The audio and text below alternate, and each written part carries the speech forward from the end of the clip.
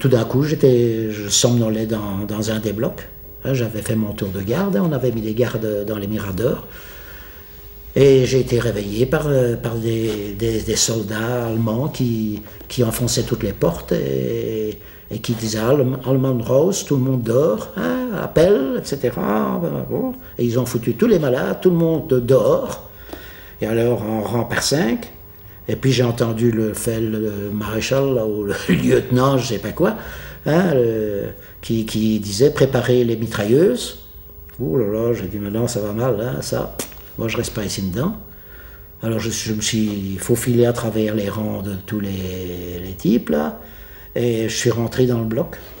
Et j'ai sauté par une des fenêtres arrière du bloc. Et j'ai creusé une galerie dans la neige jusqu'à un des miradors. Et je me suis monté dans ce mirador. Et ce mirador avait des fenêtres tout autour. Et alors il y avait une barre centrale. J'ai essayé de casser un carreau à la main, ça ne marchait pas. À coup de pied, ça ne marchait pas. Alors finalement, j'ai fait du trapèze avec la barre, avec une barre fixe là. Et je me suis lancé à travers les carreaux vers l'extérieur, quoi. Et juste à ce moment-là, il y avait des patrouilles qui venaient derrière. Enfin bon, tout ça c'est anecdotique, mais c'est vécu, hein. Et je suis retombé dans la neige de l'autre côté. Et j'ai fui comme un lapin, évidemment. Et vers un camp, il y avait un autre camp de prisonniers de guerre italiens qui se trouvait à une centaine de mètres du nôtre. Je les avais jamais vus avant. C'est au moment où j'ai sauté que je me suis rendu compte là. Et en cours de route, j'ai vu un Italien qui s'amenait.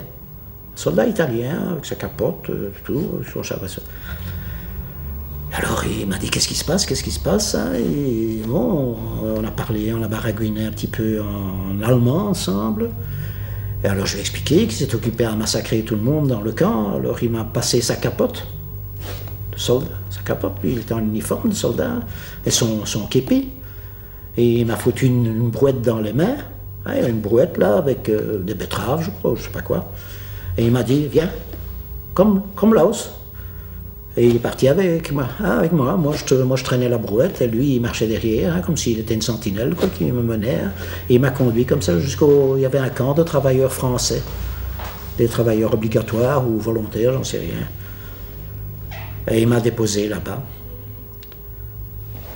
Alors c'est pour dire que c'est bon, je suis arrivé là-bas, les types ils étaient tout étonnés, je leur ai raconté ce qui se passait, ils disent c'est pas possible, les Russes sont à 5 km d'ici, ils foncent vers Berlin, il y en a tout plein sur la route, alors il faudrait aller les prévenir, n'est-ce pas? Bon,